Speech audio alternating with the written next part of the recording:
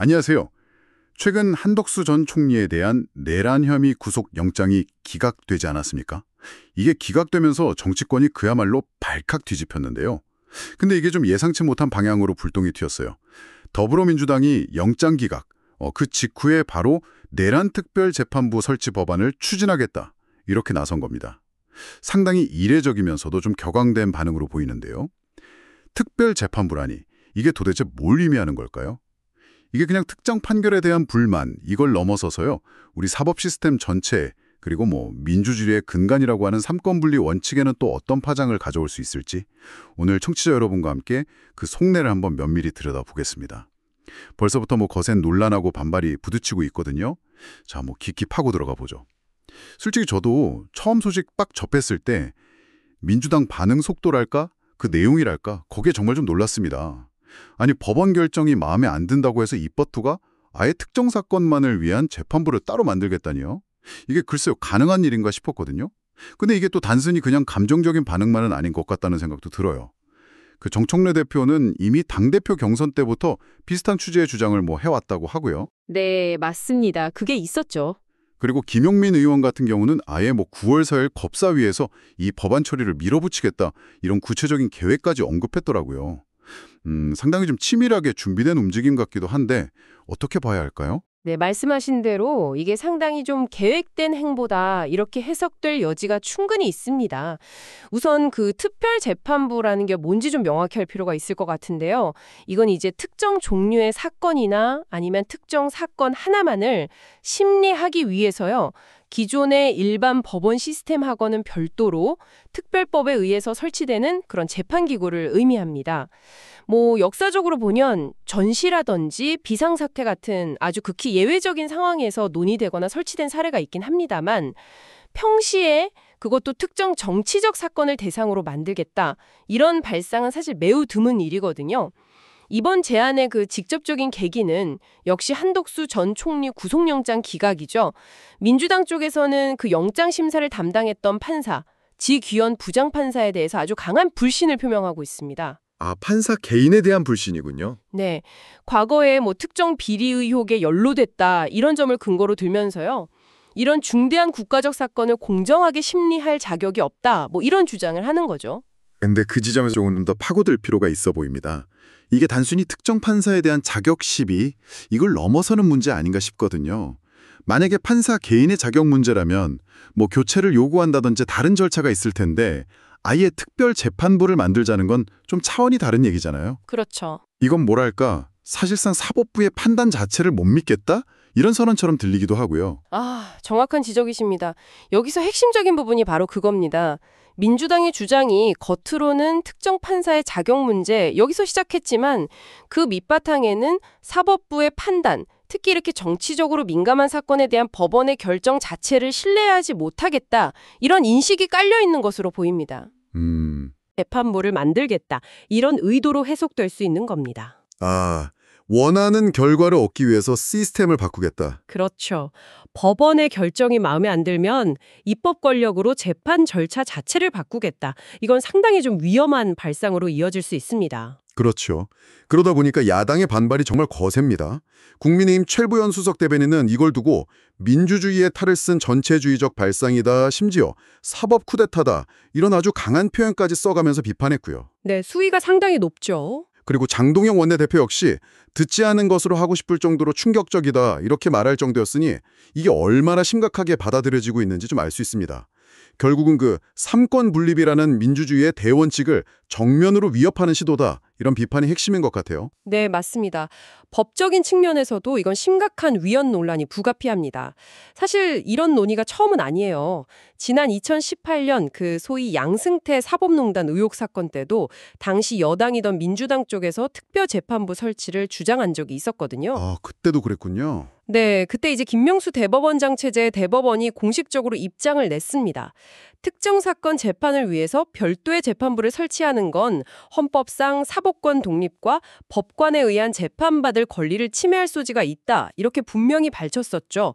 구체적인 법적 근거를 좀 살펴보면요. 우선 헌법 제27조 1항입니다. 재판받을 권리 조항이군요. 네, 이 조항이 모든 국민은 헌법과 법률이 정한 법관에 의하여 법률에 의한 재판을 받을 권리를 가진다. 이렇게 명시하고 있거든요. 이게 무슨 뜻이냐면 신분과 자격이 법률로 딱 보장된 정규 법관에게 재판받을 권리가 있다는 건데 특정 사건만을 위해서 특별법으로 급하게 만든 재판부를 만드는 건 이 원칙에 정면으로 위배될 수 있다. 이겁니다. 법관의 임명이나 자격은 헌법하고 법원조직법 이런데 아주 엄격하게 규정되어 있잖아요. 그쵸. 이걸 무시하고 입법부가 마음대로 재판부를 구성할 수 있게 된다면 법률이 정한 법관이라는 헌법 원칙 자체가 그냥 무력화될 수 있는 거죠.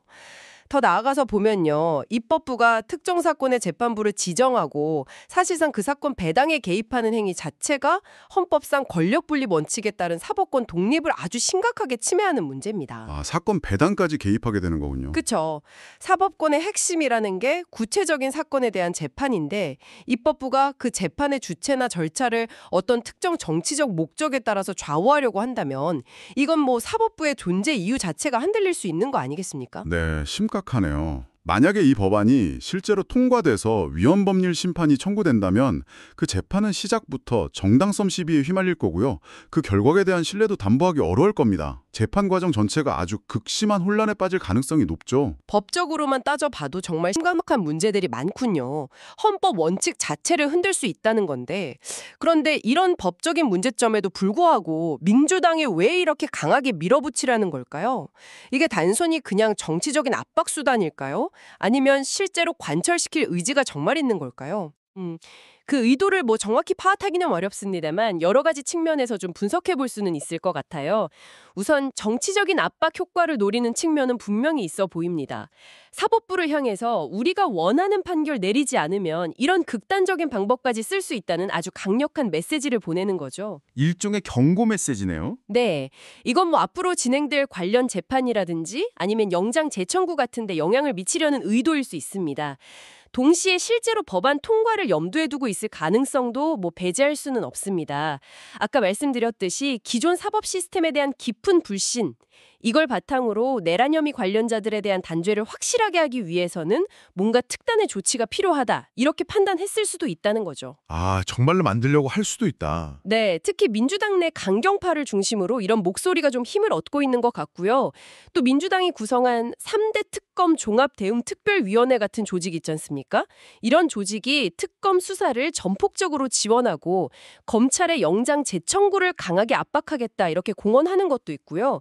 이런 것들을 보면 사법 절차 전반에 걸쳐서 자신들의 의지를 관찰시키려는 흐름의 일부로도 볼 수 있겠죠. 듣고 보니 이게 단순히 법적인 문제를 넘어서서 우리 사회의 어떤 근본적인 시스템에 대한 질문을 던지는 것 같습니다.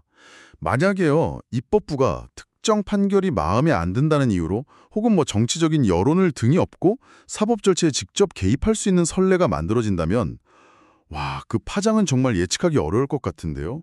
소위 말하는 여론재판이나 정치재판 같은 게 일상화될 수도 있는 거 아닌가요? 바로 그 점이 사실 가장 우려스러운 부분입니다. 법치주의의 핵심은 미리 정해진 공정한 법 절차에 따라서 시시비비를 가리는 데 있잖아요. 그렇죠. 그런데 입법부가 특정 사건에 대해서 어떤 정치적인 목표를 딱 설정하고 그 목표 달성을 위해서 사법 절차를 마음대로 변경하거나 개입한다면 이건 법의 지배가 아니라 그야말로 힘의 논리, 정치적 목적이 사법을 압도하는 상황으로 이어질 수 있습니다. 이건 결국 사법 시스템 전체에 대한 국민적 신뢰를 무너뜨리고요. 민주주의의 중요한 한 축인 사법부의 독립성을 그냥 이름만 남게 만들 위험이 있습니다. 형해화시킨다고 하죠. 특정 판결에 대한 불만은 물론 있을 수 있습니다. 하지만 그 해결 방식이 사법 시스템 자체를 부정하는 방향으로 나아가서는 안 된다. 이게 바로 법치주의의 기본 원칙인 거죠. 그런데 좀 흥미로운 건요. 민주당 내부에서도 약간의 온도차가 느껴진다는 점입니다. 예를 들어서 전현희 최고위원 같은 경우는 특별재판부가 필요하다는 여론이 높아지고 있다. 이렇게 운을 떼면서도 정작 당이나 특위 차원에서 아직 적극적으로 고려하거나 검토한 적은 없다. 이렇게 약간 선을 긋는 듯한 발언을 했어요. 이건 어떻게 해석해야 할까요? 아, 그 발언이요? 내부적으로도 이 문제의 심각성이나 정치적인 부담감 이런 걸 좀 인지하고 있다는 신호일까요? 아니면 그냥 일종의 여론 떠보기나 전략적인 발언 정도로 봐야 할까요? 양쪽 모두 가능성이 있다고 봅니다.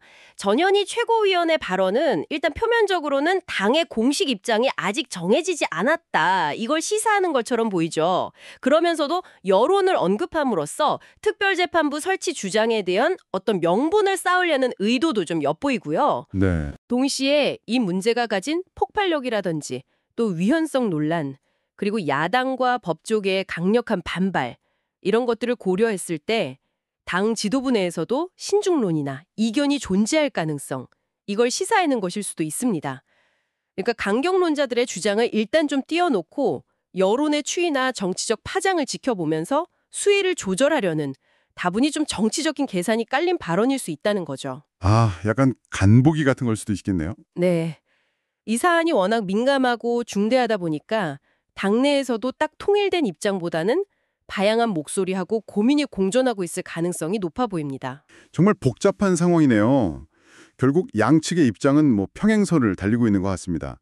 민주당은 어떻게든 내란 혐의 관련자들을 처벌해야 한다. 이런 강한 의지를 보이면서 이를 위해서라면 기존 사법 시스템에 문제가 있다면 고쳐서라도 혹은 우회해서라도 목적을 달성해야 한다. 이런 입장인 것 같고요. 그렇죠. 목적 달성이 우선이라는 거죠. 반면에 비판하는 쪽에서는 아무리 목적이 정당해 보여도 헌법에 보장된 사법부 독립과 법치주의 원칙을 훼손하면서까지 목표를 추구해서는 안 된다. 이런 주장을 펴고 있습니다. 그야말로 내란 척결이라는 명분과 법치수호라는 가치가 정면으로 충돌하는 양상입니다.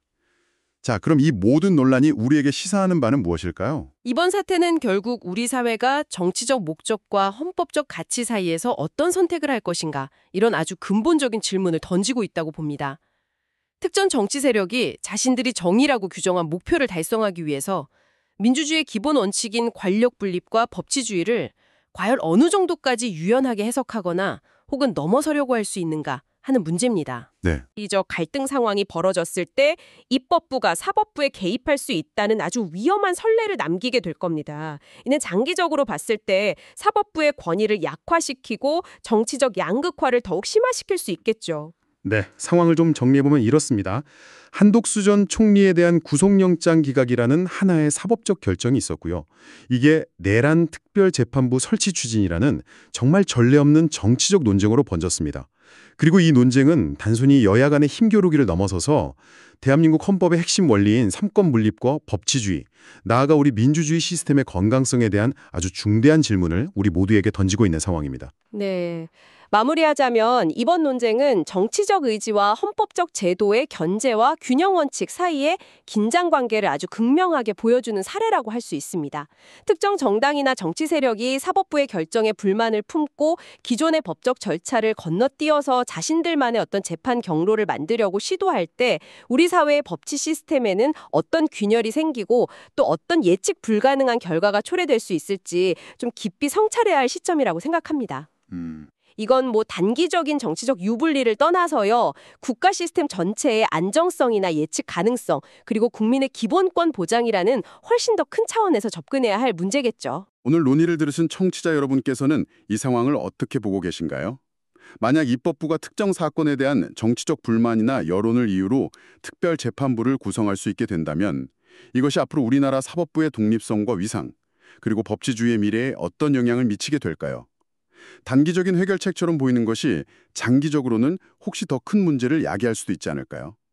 우리 사회가 지켜나가야 할 원칙은 과연 무엇인지 한번 깊이 고민해볼 가치가 있는 질문인 것 같습니다.